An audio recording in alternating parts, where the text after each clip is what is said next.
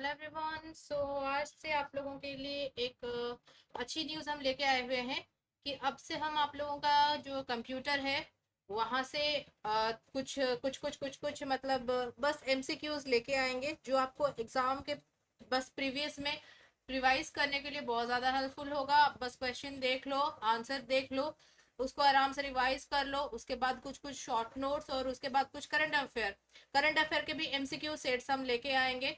आज पहला आप लोगों का ये क्लास है जहाँ पे हम आप लोगों के लिए लेके आए हुए हैं कंप्यूटर का एमसीक्यू फर्स्ट सेट है। ठीक है, हर सेट में कुछ कुछ क्वेश्चंस रहेंगे, उसके आंसर्स के हम आपको बताएंगे। अब आपको एक छोटा सा काम करना है जो आप लोगों को पता है कि आपको बस सेशन को लाइक कर लेना है और जितना ज्यादा आप लोगों से बन सके अपने दोस्तों से इसको शेयर कर लेना है। ठीक है, अपकमिंग जो भी आप लोगों का एग्जाम रहेगा जहाँ पे आप लोगों का कंप्यूटर पेपर है, ओके जो भी अपकमिंग एग्जाम है जहाँ पे कंप्यूटर पेपर आप लोगों का रहेगा, हर एक एग्जाम के लिए ये सारे एमसीक्यू आपके लिए बेनिफिशियल है। ठीक है, सो बस देखते जाओ और मतलब जो है आंसर्स उसको रिवाइज करते जाओ। उसके साथ ही साथ हम छोटे छोटे शॉर्ट नोट्स जो है वो भी प्रोवाइड करना स्टार्ट करेंगे। सो विदाउट वेस्टिंग टाइम चलो शुरू करते हैं। और अगर आपको ये एमसीक्यू सेट कंटिन्यू चाहिए है सो कमेंट सेक्शन में प्लीज जरूर लिख के बताना कि मैम कंटिन्यू करिए। अगर आप लोगों को इंटरेस्ट ही नहीं रहेगा तो हम बेकार में अपना टाइम क्यों बर्बाद करें।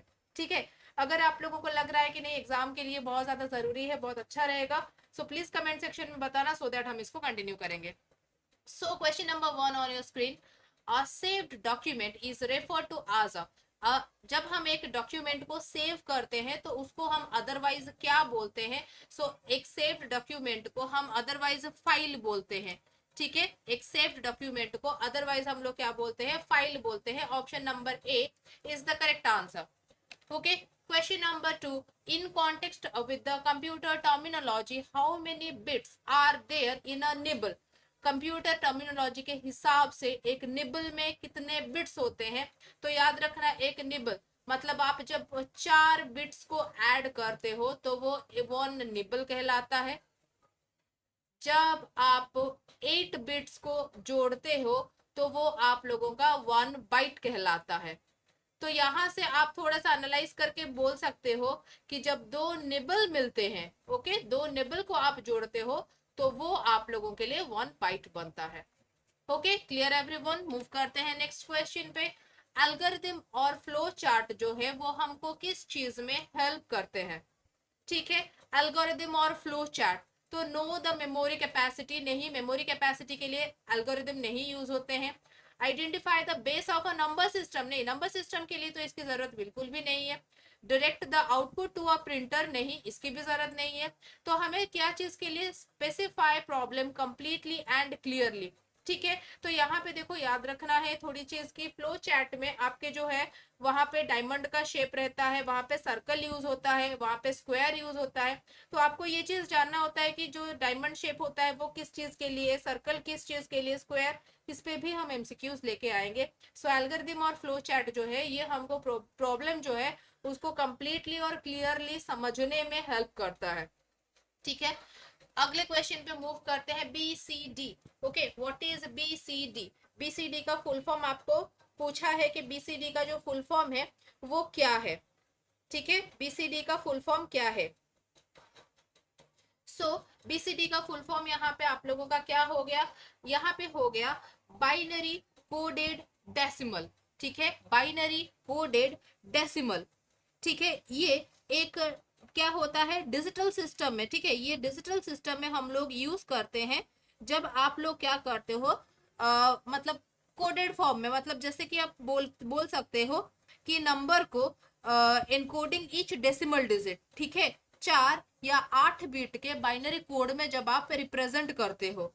ठीक है, कोई भी डेसिमल डिजिट को जब 4 या 8 बीट वाले बाइनरी कोड में आप रिप्रेजेंट करते हो तब आप बीसीडी फॉर्म का यूज करते हो जिसका फुल फॉर्म है binary coded decimal. Option number A. अगले क्वेश्चन पे चलते हैं, इनमें से कौन सा एक एंटीवायरस सॉफ्टवेयर नहीं है। ओके, इनमें से कौन सा एक एंटीवायरस सॉफ्टवेयर नहीं है।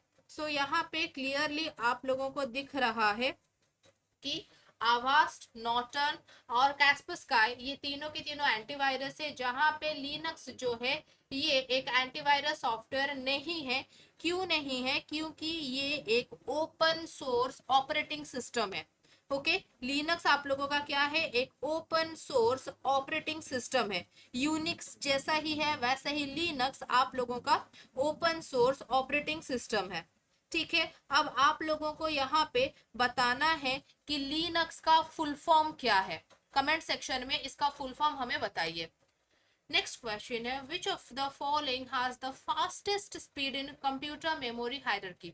जब मेमोरी के हायरार्की मतलब आपको स्पीड कम से स्पीड ज्यादा में जब आप सजाने जाओ, तो यहाँ पे ऑप्शन में से किसका स्पीड सबसे ज्यादा है?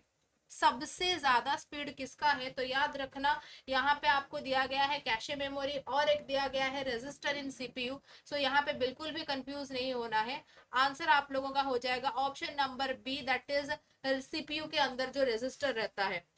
ओके, सिंपल सी चीज है। अगर हम आपको बोलेंगे कि हमें 2 घंटे के अंदर 5 फाइल बना के दो, हमें 2 घंटे के अंदर 15 फाइल बना के दो, जाहिर सा बात है आप 5 फाइल बना के दोगे आराम से। क्यों? क्योंकि जब काम कम रहता है, जैसे कि आप लोगों का सीपीयू में जो रजिस्टर होता है, ये सिर्फ और सिर्फ 1 bit of data he hold करता है।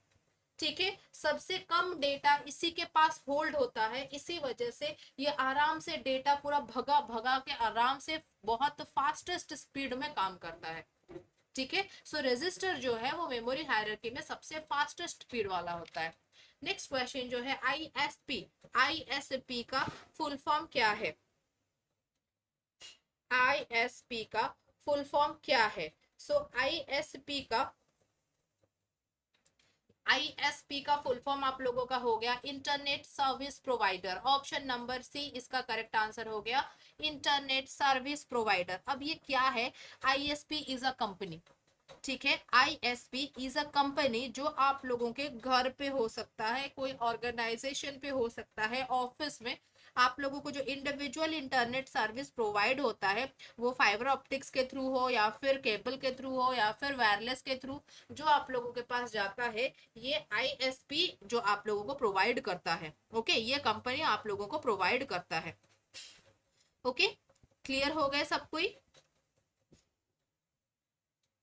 यहाँ तक सब कोई क्लियर? नेक्स्ट क्वेश्चन है, the method of communication in which transmission of data takes place in both direction but not at a time. Okay, दोनों डायरेक्शन से। याद रखना, सिंप्लेक्स जो आप लोगों का है ये सिर्फ एक ही डायरेक्शन से होता है, एक ही डायरेक्शन। जैसे हम आपको मान लो बोलते हैं टीवी देख रहे हो, तो टीवी में आपका अगर कोई लाइव भी चल रहा है चीज, तो आप वहां पे सिर्फ देख सकते हो। ठीक है, आप इस साइड से कोई रिस्पॉन्ड नहीं कर सकते हो।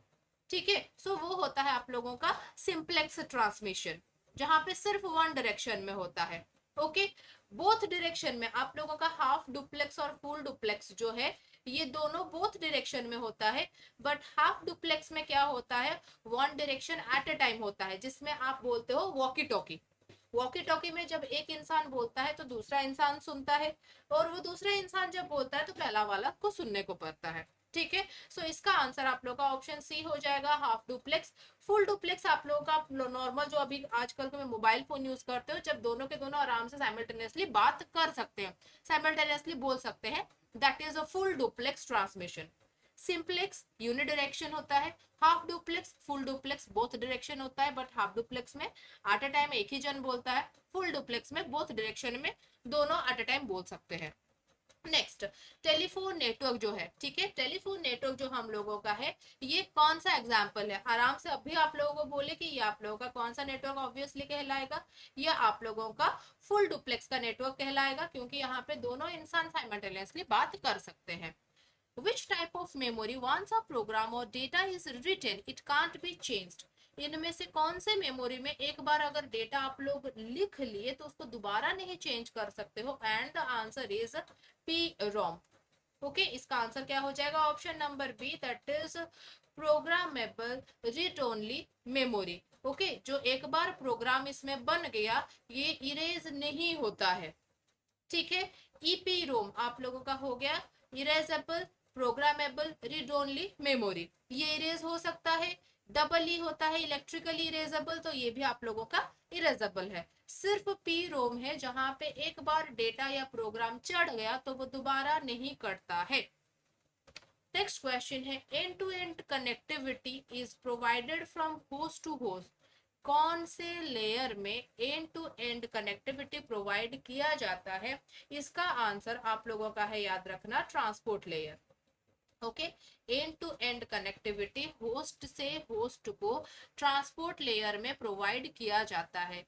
ये जो हमारे 7 लेयर है, ये लेयर के बारे में एक शॉर्ट नोट हम बहुत जल्दी आप लोगों को प्रोवाइड करेंगे।